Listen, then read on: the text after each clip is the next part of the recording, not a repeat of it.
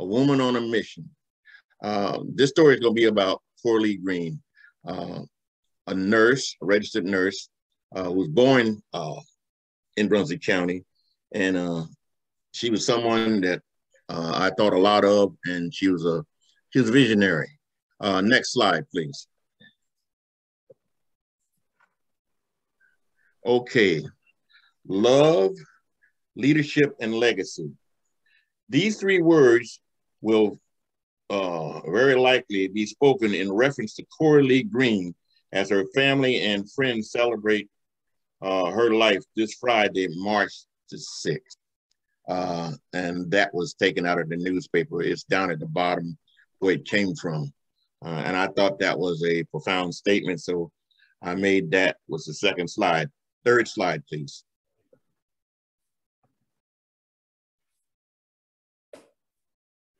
Her family.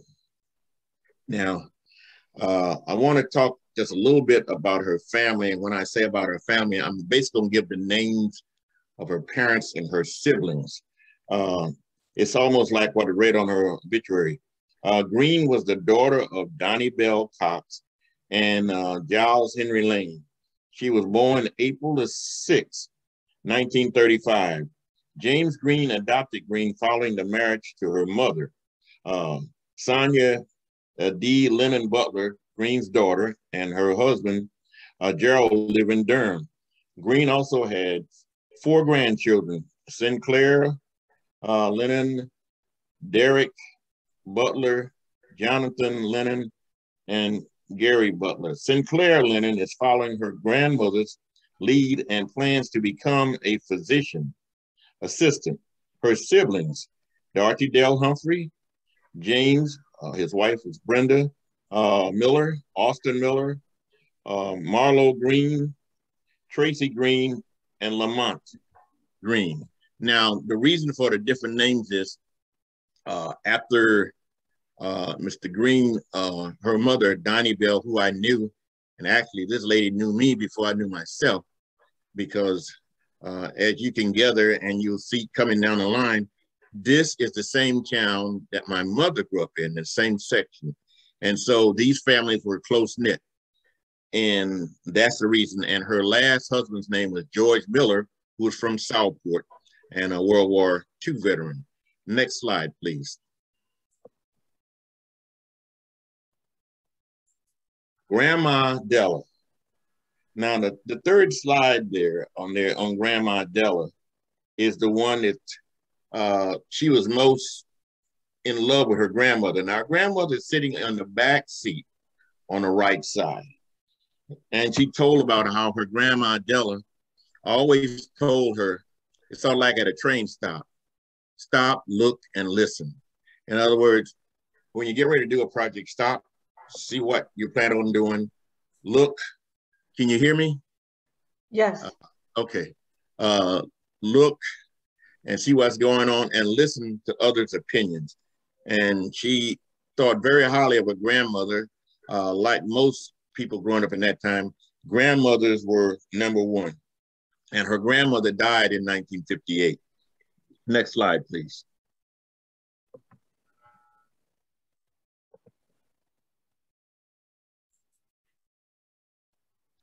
Zion Hill Missionary Baptist Church. This was the church that Cora Lee grew up in. In fact, everyone in that community, and for those who don't know what that is, you're talking about the Winding, a lot of you are familiar with Winding River, the Winding River area. That is the same thing as the Zion Hill. In fact, most of the houses on Winding River were sold, the land was sold to them by the Hewitt family, who also lives down in Zion Hill. And they all went to Zion Hill Missionary Baptist Church. Now, where Cora Lee grew up was called Cox's Landing, and you'll see a little later because that was a landing that was right across from Varnum Town. Okay, next slide, please. Education. We're gonna briefly talk a little bit about her education. And I wanna start off with, flip the slide, Liz, would you? Say what? Next slide.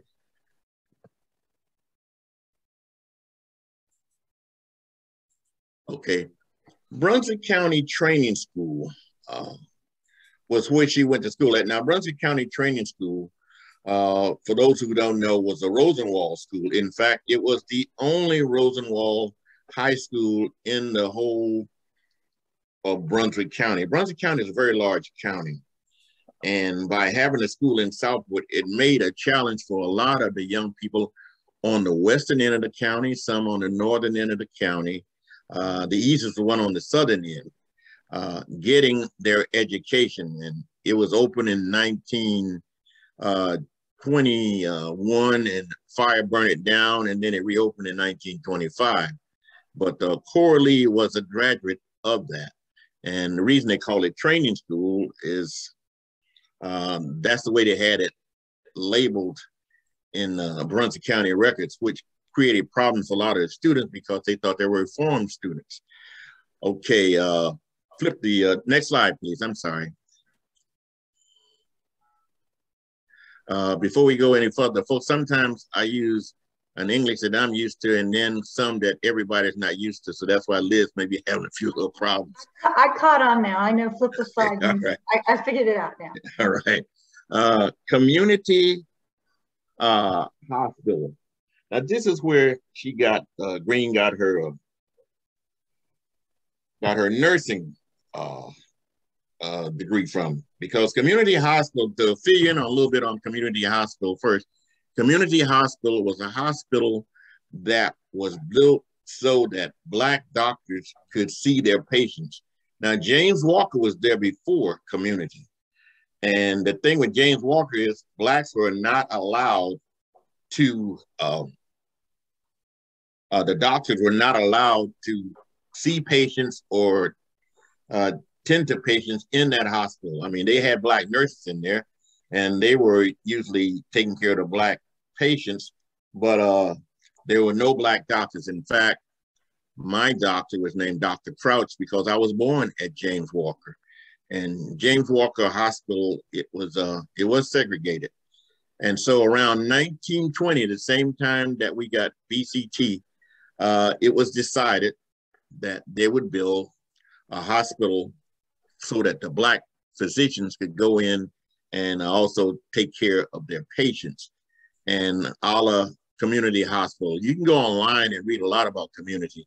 In fact, the first building they had was an old drugstore. But in about the 1940s, community started a nursing school. Now that nursing school is where Cora Lee attended the community nursing school. It was in Wilmington. Wilmington's only hospital serving Black citizens had established a nursing school in the 40s. Greene was one of 250 graduates from the nursing school program. She graduated in 1957, one of the last segregated nursing classes in the city.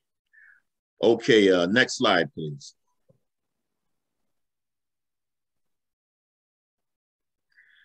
All right, what you're looking at there, this display is in the New Hanover Regional, I think it's now Norvant Regional Hospital.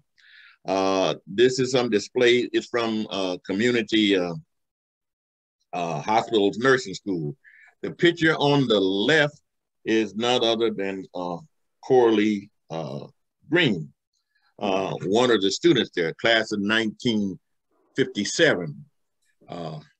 That picture, the smile that she had there was like the smile when I first came in contact with Nurse Greene. Next slide, please.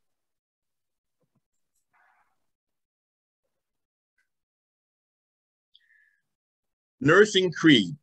I will hold in confidence all personal matters coming to my knowledge.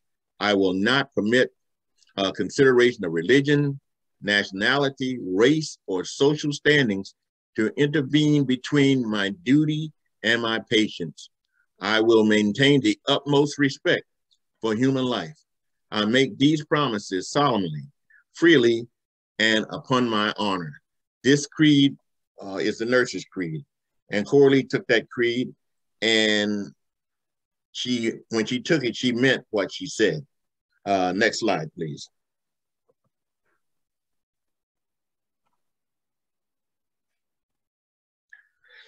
Norfolk Community Hospital. Now, this was the first hospital that she worked at after she got her nursing degree from Community Hospital back in 1957. This hospital is in Norfolk, Virginia. A lot of the nursing students wound up from Wilmington area, wound up at this hospital. All right, next slide, please.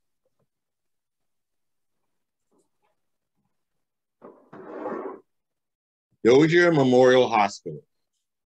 All right, now we're gonna talk a little bit about Dozier when she was here. Okay, next slide, please.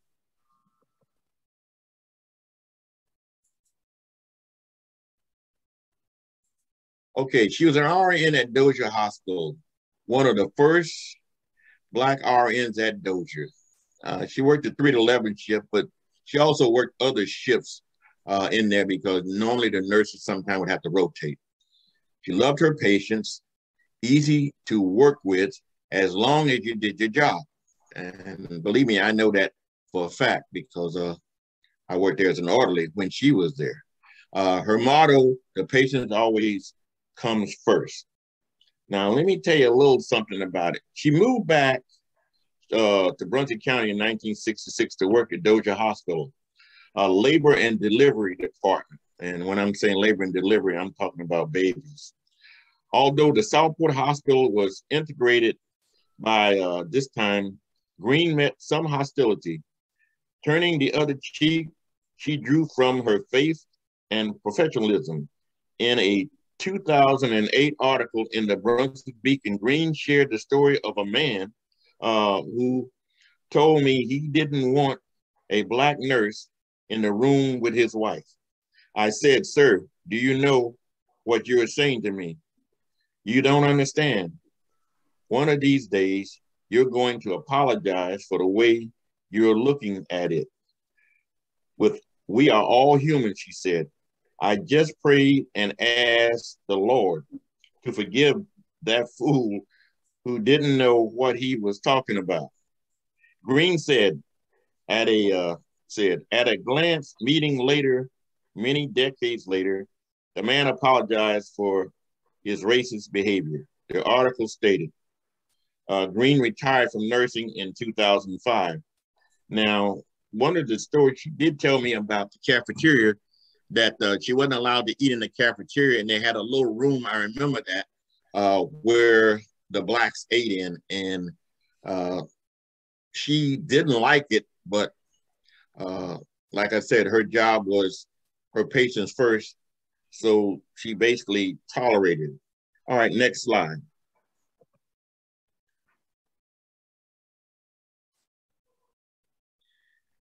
"You're Addie Lee's son."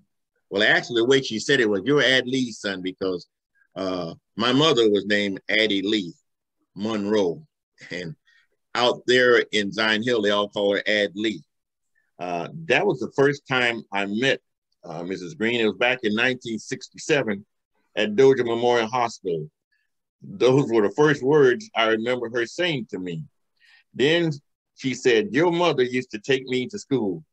I rode the bus with her, and when we got to Southport, she would take me to my classroom, and then she would pick me up when school was out and take me back home." Now, my mother finished high school in 1943. Cora Lee finished in 1954. So what it was, my mother was a senior, Cora Lee was a first grader. Now, they knew each other because they all went to church together. And my grandparents knew Cora Lee's parents. And so when she started the school, back in the days, the older kids always looked out for the younger kids because it could be a frightening experience the first time you show up in the first grade, because first graders, high school and all were all in that one same building. And she told me that story, and it was a joy for me to hear that because I didn't know that, because I was born in 49, so that was before I was born. Next slide, please.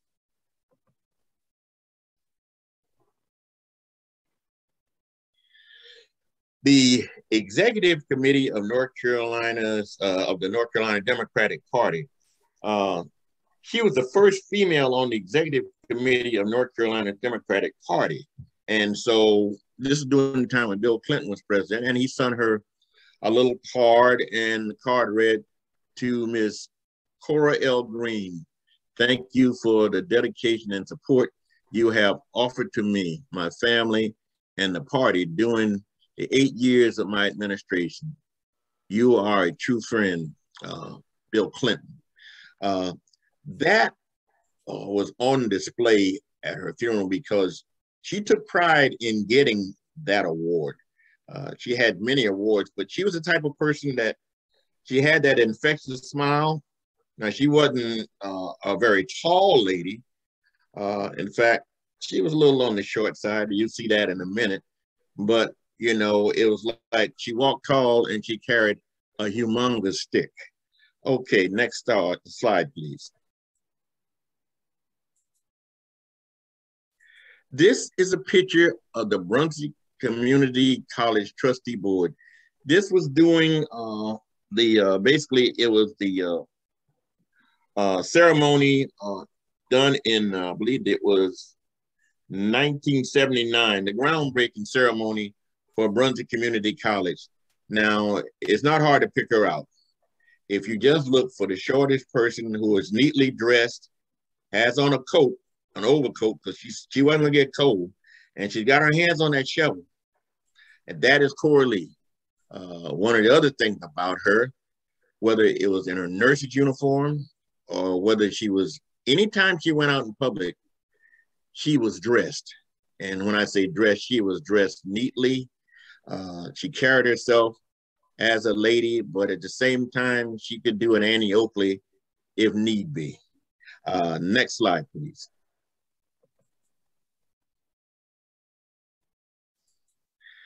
Southeastern Area Center for Mental Health Development, Disabilities, and Substance Abuse Services. She was the first female on that board also. So as you can see, she had a lot of firsts, and she had a way that she could get along with people. You may not agree with everything she said, but after you took the time to sit down and talk with her, and she showed you respect, you had to give her respect no matter what. And if you didn't give it, she basically just went on, and she would go in her corner, I guess, when she got home. And when she got on her knees and prayed to God, things changed. Next slide, please. Michael Hankins, and I guess everybody's wondering, what does Michael Hankins have to do with Cora Lee Greene's story? Well, Michael Hankins, and it's verified in the history of Brunswick Community College, was the first student to enroll, whether Black, white, Hispanic, Chinese, or whoever. He was the very first student to enroll at Brunswick Community College. Now, when I saw this in the Brunswick Community College history, I thought for a second, and I said, wait a minute, because they put in there that he lived on Sunset Harbor Road. Well, Sunset Harbor Road is in the same area where Cora Lee lived at. And another thing, Michael went to Zion Hill Missionary Baptist Church. Keep that in mind. It's a connection. And the other connection is Michael's father, who was named Freddie Hankins, was Cora Lee's classmate. So I can only imagine that Michael may have been persuaded to get down there and register, and his respect and all on Cora Lee, he made sure he got there the first one to register. Next slide.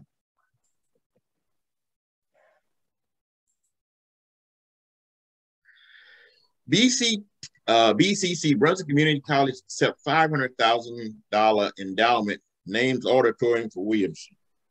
Now, that particular one, what it is on that is, and I'm just going to read it straight out of the way it was a paper.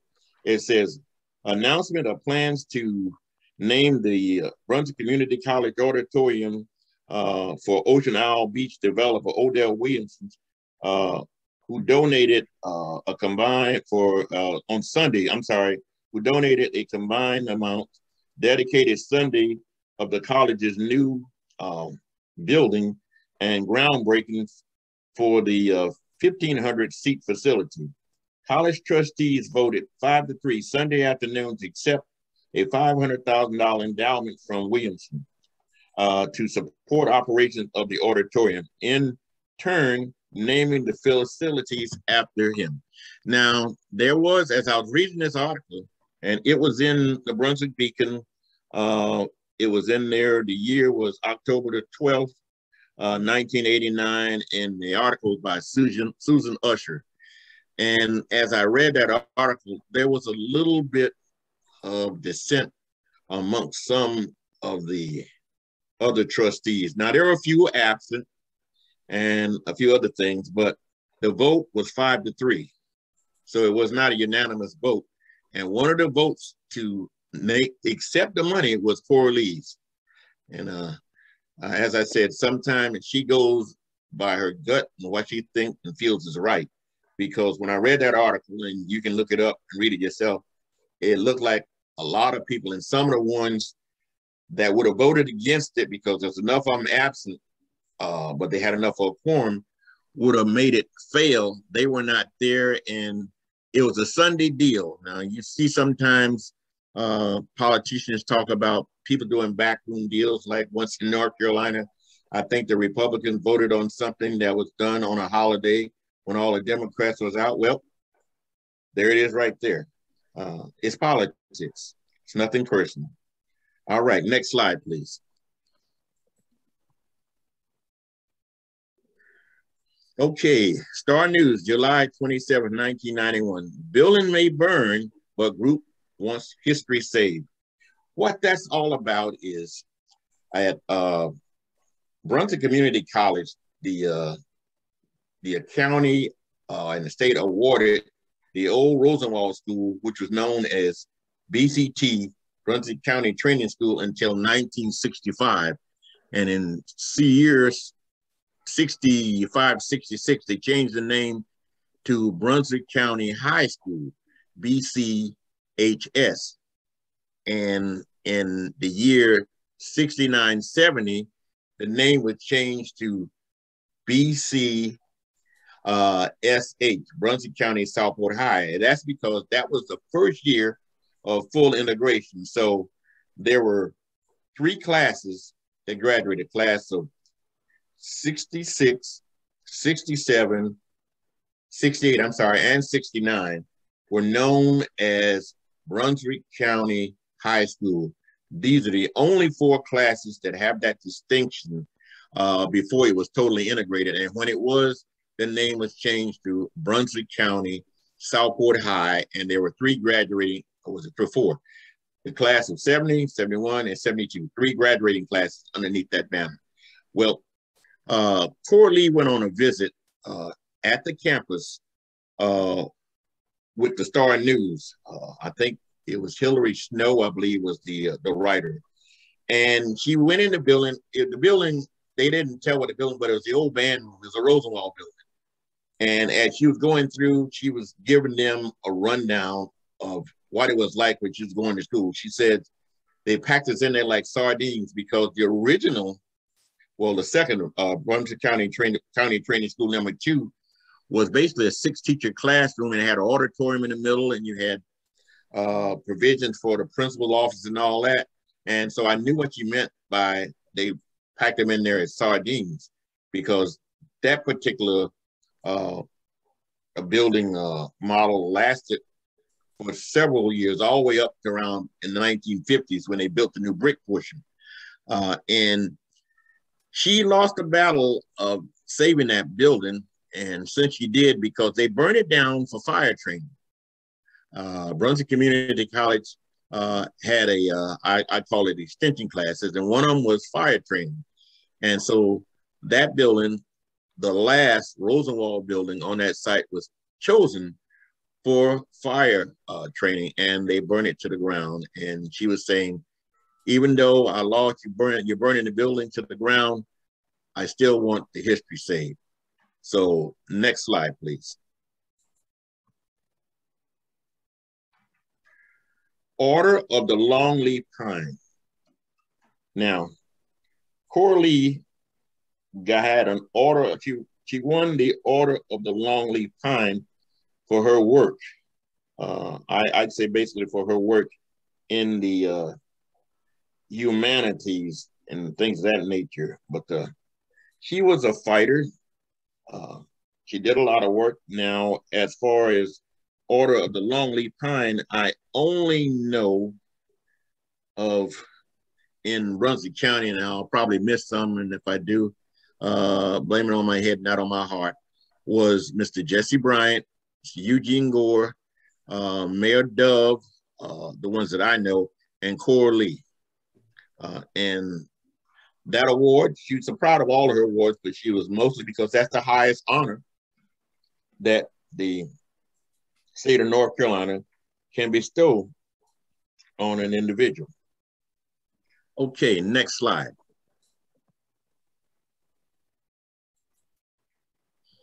Cora was determined, dedicated to her work and education, very concerned about others and their accomplishments. She was very easy to talk to, accepted me as her brother from the beginning. She shared her knowledge, was a given person. James Miller, Master Sergeant, U.S. Air Force, retired.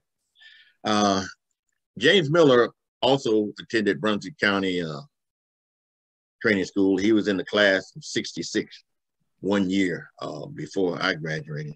And he was Cora Lee's stepbrother. And he thought a lot about Cora Lee. In fact, near the end, I'm saving time because the last part is the part that gives you an idea of what she was as a person to her community and to her contemporaries. I talked with James on the phone, and he said, well, you know, what can I say? Well, I'd say just say what you think. And that's what it came up with. And I thought that was a good thing to say because it is true. Next slide.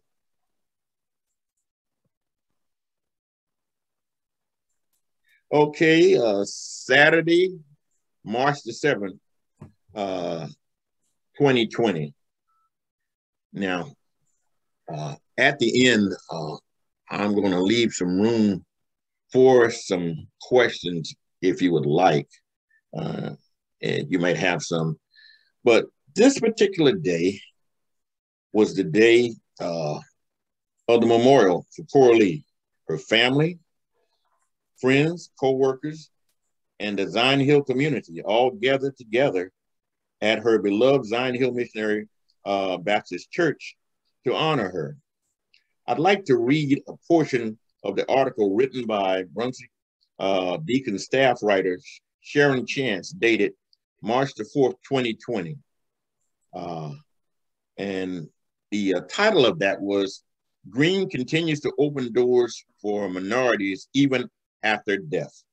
Reads like this: Greene, 84, died Thursday, February 6th, in the Bryan Center, Southport in Durham, following a 15-year struggle with Alzheimer's disease.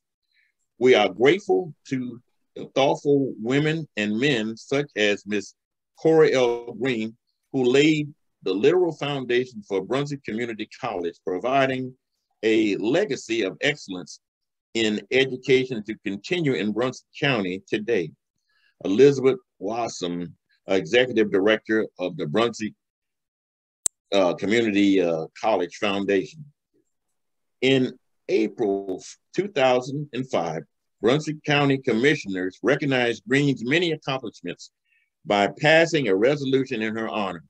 The resolution acknowledged Greene's zest for making new paths and overcoming obstacles blocking these paths. The resolution underscored her devotion to caring for others through her nursing career and noted several of her firsts: an inaugural trustee who broke ground in 1979 for what would become Brunswick Community College, her work with the state officials to establish the first hospice in the Lower Cape Fear region, the first female board member of the Southeastern Area Center of Mental Health, developed disabilities and substance abuse services, and the first female on the executive committee of the North Carolina Democratic Party. The Brunswick native, who has apparently never taken a rest, wants to be remembered as someone opening doors, and judging from the results, has never been afraid of any door. Reads the document presented by then Chairman David R. Satterfield. Now, therefore, the Brunswick County Commissioners are hereby resolved to honor this native Brunswick daughter, Miss Cora Lee Greene, to record this memory, that it will be saved as a reminder to others that encountering a closed door is not always a bad thing, but with courage and peace that truly surpass understanding can provide an opportunity for oneself and for others. This the 4th day of April 2005. It reads on, April 2005 also marked Greene's acceptance of North Carolina's Order of the Longleaf Pines for her contributions to her community, exemplary service, and exceptional accomplishments. Among the doors Greene first encountered, segregation failed to weaken her resolve to pursue a professional career. A 1954 graduate of Brunswick County Training School in Southport, Brunswick County's only school for Black students. Greene attended Community Hospital School of Nursing. Williamson's only hospital serving Black citizens had established a nursing school in 1940. Greene was one of 250 to graduate from the nursing program. She graduated in 1957, one of the last segregated nursing classes. With nursing license in hand, Greene initially worked in a Norfolk, Virginia hospital. She returned to Brunswick County in 1966 to work at Dozier Memorial Hospital's Labor and Delivery Department. Although Southport Hospital was integrated by this time, Greene met some hostility. Turning the other cheek, she drew from her faith and her professionalism. In a 2008 article, The Brunswick Beacon, Greene shared the story of a man who told me he didn't want a Black nurse in the room with his wife. I said, "Sir, do you know what you are saying to me? You don't understand. One of these days, you're going to apologize for the way you're looking at it. We are all human," she said. "I just prayed and asked the Lord to forgive the fool who didn't know what he was talking about," Greene said. At a chance meeting later, many decades later, the man apologized for his racist behavior. The article stated Greene retired from nursing in 2005. A memorial service is planned for noon Saturday at Zion Hill Missionary Baptist Church in Bolivia. In lieu of flowers, the family is requesting donations to the Cora L. Greene Fund at Brunswick Community College. Now, some of it I'd read before, it was sort of like redundant, but the article that Sharon Chance wrote was a very good article. It was very accurate. I know because I was there when Cora Lee Greene's daughter, Sonia, who is an engineer, presented the information, and between Sonia and Sharon, they put this together, a wonderful job for a wonderful lady. Now, the next slide, please. Saying goodbye. This was taken by me at Cora Lee's funeral. She was cremated, and one of the posters that her daughter had, it says, Cora Lee Greene Memorial, a life of pioneering. Sunrise, April the 6th, 1935. Sunset, February 6th, 2020. If you notice, she came in on the 6th and she went out on the 6th. She died 2 months before her 85th birthday. And it said Saturday, March the 7th, 2020.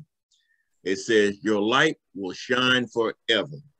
And when I came in, that's a picture of Cora Lee when she was young and still had that smile.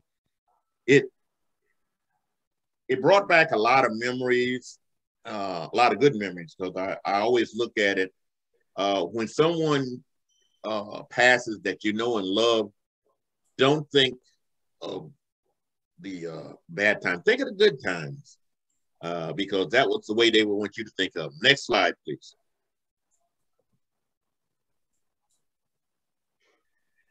This was on the other side. As you can see, there's a picture of a groundbreaking ceremony in '89 for the college. There's a picture, it's sort of hard to see because I shot it with a camera and I was a little distance away. There's a picture of Cora Lee in her nursing outfit with her cap. And one thing for those who you're not familiar with registered nurses, every school has a particular cap. And so I was there as an orderly. And so you knew, you didn't even have to see them if they just set the cap on the table. Most of the time, unless they're all went to the same school, you would know, well, okay, Miss Greene is out at lunch somewhere because theirs had the one black stripe across the top on her cap.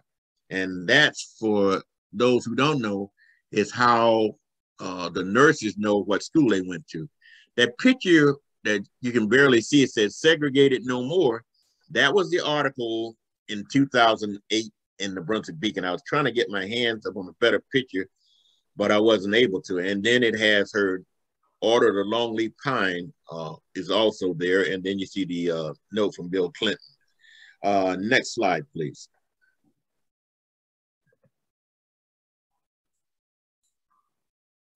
Her passion.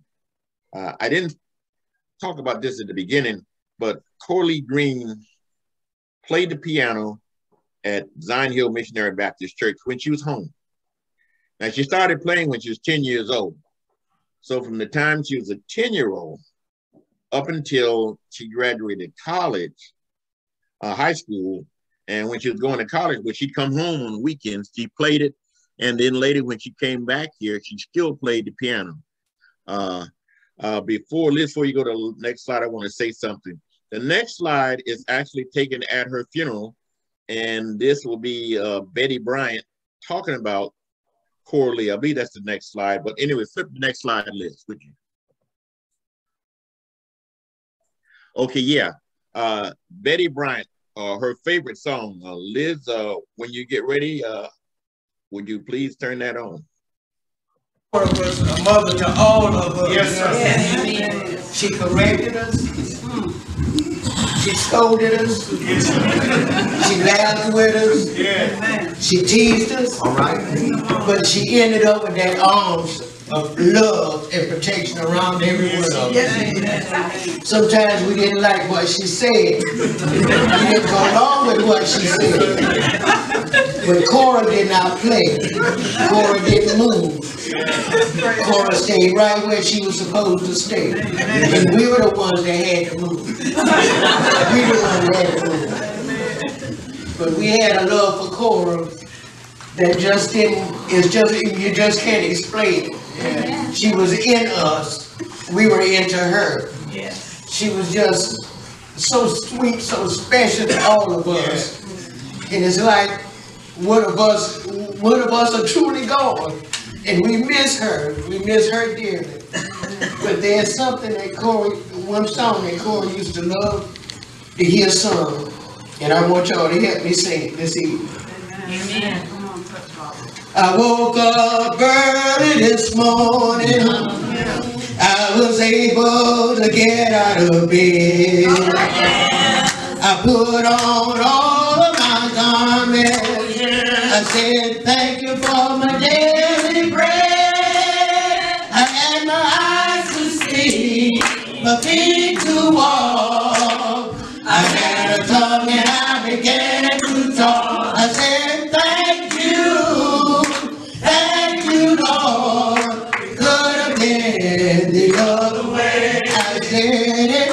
could have been the other way. I said it could have been the other way. Lord, Lord, you woke me this morning with the touch of your love. It could have been the other way. And you can hear me, the singing and studying. Shot by the hospital too. And the patient, I do they feel, and this is what they'll say to you.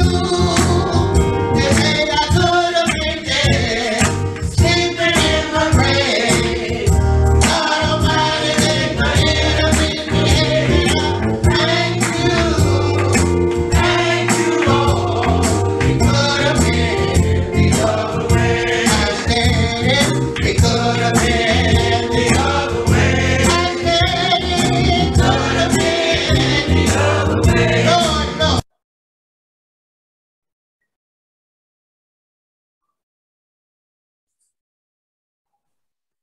Okay, that was a little snippet of that. The song, it ran a little lengthy. Liz, next slide, please. This is Home for Good. I named this slide Home for Good because this was where she was raised.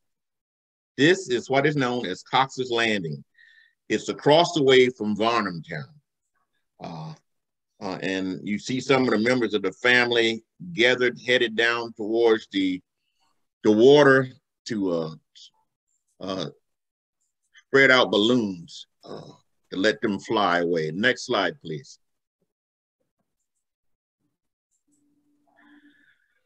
Take wings and fly away. The young lady that you can see her with her back turned, that is her daughter, Sonia. And that's one of her cousins. I think that's Joyce. You can see her. And these balloons, they were getting ready to let them out. Now, it was a very windy day. I was there because I was the one taking pictures. And the wind was taking these balloons like nobody's business. But this is a befitting remembrance for Cora Lee. And I knew at that time she was standing and she was looking down and smiling. And one of the things she might have, because she had a sense of home, and she might have said, what are these fools doing all this wind blowing that day? Don't they know better? But she was a truly a pioneer.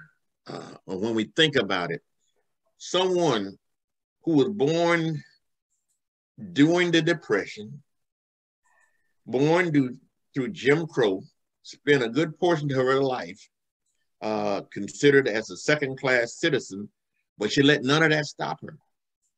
And that I commend her for. I mean, I commend the whole family, the Cox's family, some of the struggles that they all had to go through. And what they did was, it was all through their faith in God. Zion Hill is the backbone of that community, the Zion Hill Church. In most Black communities, the church is its backbone. And if there's no church, there is no backbone. In fact, we don't even call it community. We just say it's a stop on the way. Now, this next slide is a slide that's going to feature the Zion Hill Missionary Baptist Choir.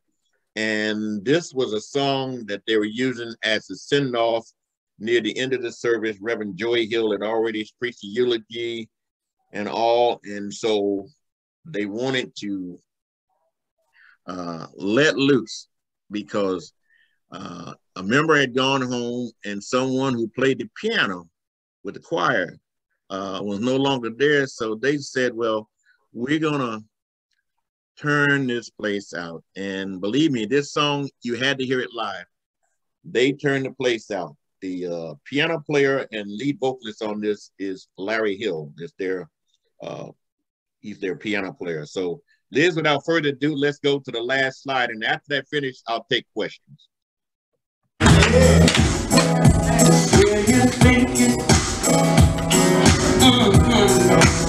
Lord, about your goodness to me. One day I was lost,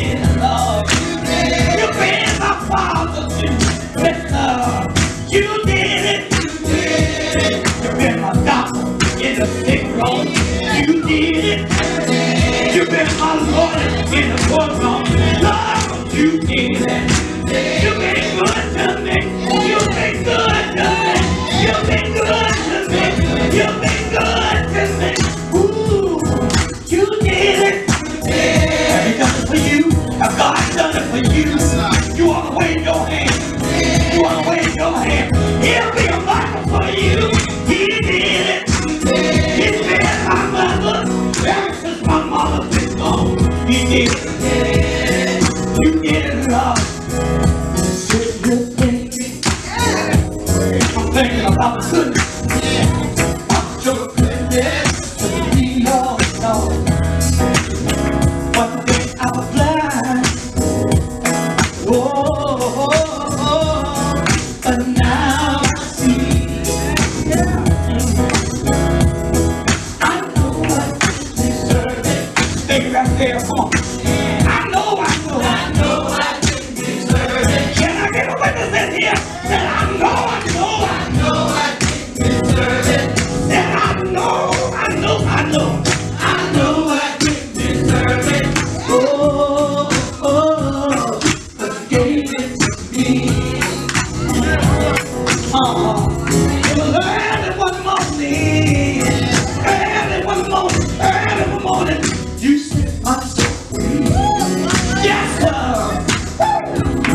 You did it. You did it. You did it. Has it been good to you? You did it. You did it. Pick me up, turn me around. You did it. Nobody but Jesus. Nobody but Jesus. Yes, sir. Yes, sir.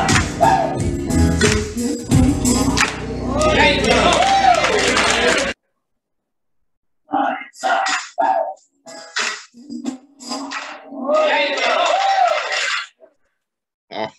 All right. That is how the Baptists, Baptists do it when they're doing a Sunday. Does anyone have any questions you need to ask me? Does anyone have any questions you need to ask me? I think there's something. Yeah, Donnie, I think you're echoing somehow. I'm still echoing because my cell phone's off. I know. I don't know where it's coming from. Oh, yeah, well, it stopped. So it might have been my iPad, but it stopped. Okay. Does anyone have any questions? So, Donnie, I just wanted to clarify. There was a comment in the article you were reading. It said that Cora Lee was one of 250 to graduate. But that was over the course of the 17 years. That was over the course right? of the school's history. Yeah. When you start looking in about community hospital, their nursing dormitory facilities were not that big. It was not like, say, someone who went to UNC's nursing school. It was a small nursing school. I mean, you'll see some pictures where you see two ladies sitting down, look like they're knitting or something. And one of Cora Lee's friends, nursing student, Miss Sarah Mack, she wrote an article, and you'll find it in there about some of the things that was happening. And Dr.